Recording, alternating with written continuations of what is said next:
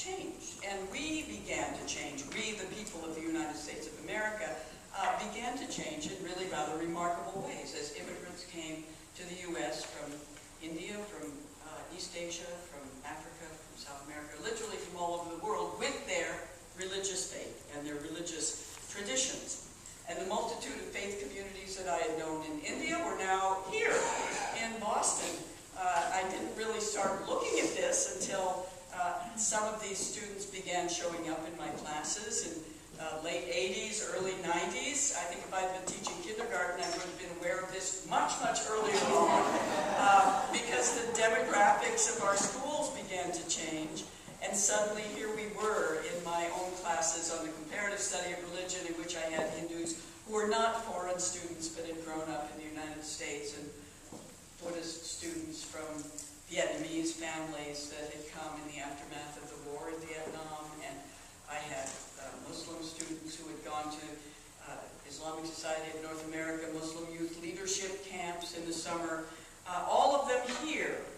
And that really became my first introduction to what it is that I needed to do for the next phase of my life. And that was the way in which I launched the Pluralism Project, to begin to take into my own purview as an academic what it was that was happening in our own culture. There were not very many people who were studying this changing we the people of the United States of America.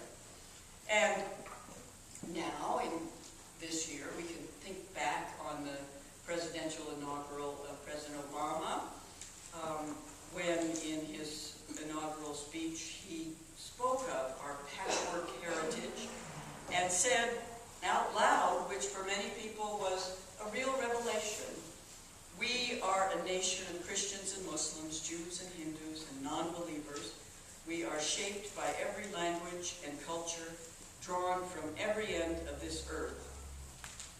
And I can tell you, while Christians, Muslims, and Jews were used to being noted in presidential rhetoric, it was not the case that Hindus had been actually noticed by name in a presidential inaugural speech ever in the history of the United States of America. And this was a tremendous thing, simply to recognize who we are as American citizens. And this is not only an achievement, but it also is a challenge. And this is the challenge that all of us face today. When there is an arson at an African-American church in Springfield, Massachusetts, this is a moment when people from all of the faith communities come together. Or when there is a Tibetan mandala created piece of sand by piece of sand in that great whaling museum in New Bedford, Massachusetts, with Tibetan monks, and you see all of the people who have come to see this and have never actually witnessed this before. And I didn't witness it myself. I saw it documented slide by slide in the New Bedford newspaper. And then those Tibetan monks take the vessels of sand, which they have, just moved their hands through the mandala, now completed, and demonstrated what the transience of life really means. And then those monks are carrying those vessels of sand down to the harbor in New Bedford, past all of the restaurants and bars and people scratching their heads and what is going on here, pouring them into the harbor at the New Bedford docks. An amazing moment. And exactly the moment when whatever kind of interfaith council there ever was in New Bedford, and I'm not sure what's there, can seize as part of what it is to educate one another about who we are. And I think also of Fall River, where Dorothy and I went to a Hindu temple, Swami Narayan temple. Where was the Hindu temple? It was in one of those great old brick mills in Fall River that this community had purchased. And on one side, if you entered in through some of the doors, were the doctor's offices, and on the other side was, up on the second floor, the Swami Narayan Mandir. This is a whole new era in the life of a city like Fall River, Massachusetts. And this is happening all over the United States. This is an opportunity. These are the ways in which we reach out to each other and seize those moments to make each other more aware. Now, of course, my own workshop is kind of here in Boston.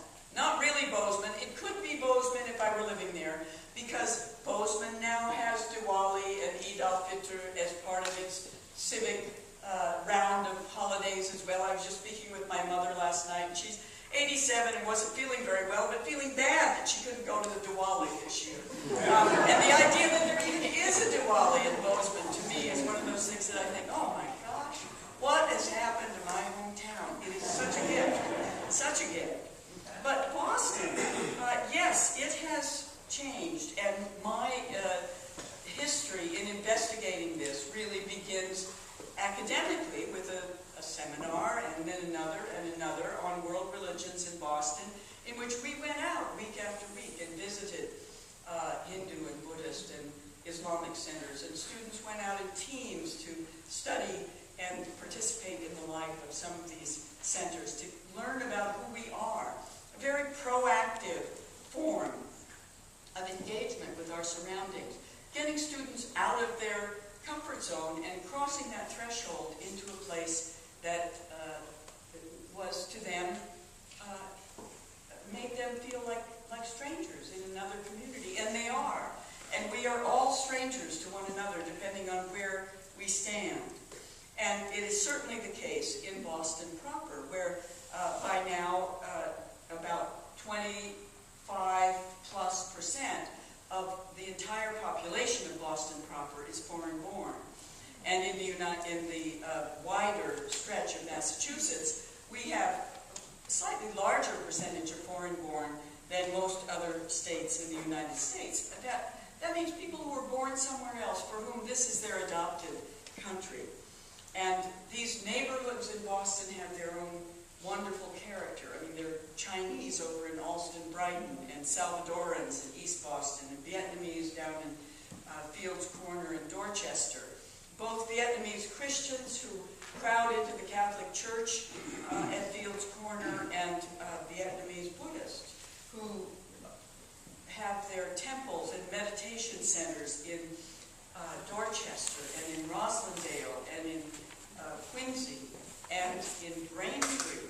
Extraordinary places that our students have become themselves kind of pioneers to go visit, because most of our students have never been to these places. Most of us have not. We need all of us to take that initiative and come to know each other, and that is one of the great challenges of the future.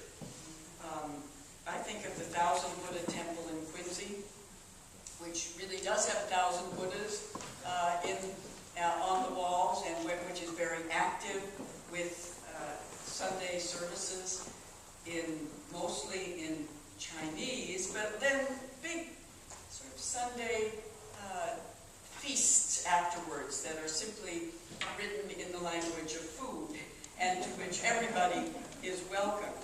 And I think of that Vietnamese temple in Dorchester, the Samanta Bhadra Buddhist, the Samanta Bhadra Buddhist Center in Braintree, that I went to for the first time just last year, and met a wonderful monk who had come from Vietnam, and we all kind of remember that era, at least a lot of you in this room, the era of the Vietnam War. And he had come after that war, and where did he settle? First in Boise, Idaho, and met with the Vietnamese community there, and then eventually to Worcester, and now to Braintree. But these are the intertwining histories of what America is these days. And of course, we know there have long been Muslims in Quincy, where Muslims first gathered in New England in the 30s and 40s, and the Islamic center that eventually called Imam Talal Eid in the 1980s, and he became really Boston's first imam. He was so busy, he was invited absolutely everywhere to be an imam on this panel or that, in this interfaith engagement or that. And then we began to see the sort of flowering of Islamic communities in New England. Not without some difficulties, of course, but we saw the Islamic Center in Sharon, in Wayland, and so many other places now across the way in Brighton and Alston, Burlington, Lowell. And then I think of the Hindu communities that we visited early on. I had never been to the consecration or dedication of a Hindu temple until I went to the one that Kumar is associated with, the Sri Lakshmi Temple in Ashland, when it wasn't even quite finished. And this too became one of the places that was so hospitable in welcoming people from my classes and people from the community in Ashland and Framingham and people from all sorts of groups in the western suburbs. One of our researchers 2 years ago, it was Whitney Barth, who said, you know, there's this interesting Hindu temple that is opened in a Friendly's restaurant down in Holbrook.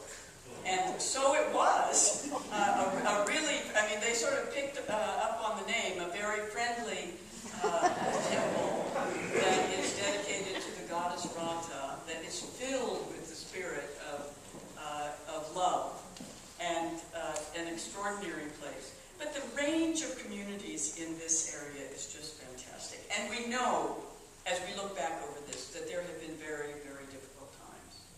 This has not all been wonderful and fun and easy as we move into relations with each other. There's been some very rocky stuff. The arson, for example, at the mosque in Quincy in the early 1990s. The time when the Muslim community from there tried to buy property in Milton. And there was an uproar that eventually halted that process as the land was purchased, the site was purchased out from under them. And then building that Islamic Center in Sharon. And the Vietnamese temple in Roslindale that was vandalized as young kids leapt over the fence and chopped up the big golden image, or sort of white image of the Bodhisattva Guan Yin. And the response of that community as they reached out to the kids who had done this. And then after 9/11, we know some of the tough times when a Sikh from one of our local communities, a man named Sher Singh, was hauled off that Amtrak train in Providence, basically arrested and detained for traveling while being Sikh. He had a turban, yes, and he had a kirpan with him. But each of these stories represents an encounter of religious and cultural difference in which some of the cumulative fears and projections that compose the history of religions in our time, in which those things have come into play. And they give expression also to the collision of global realities and global politics.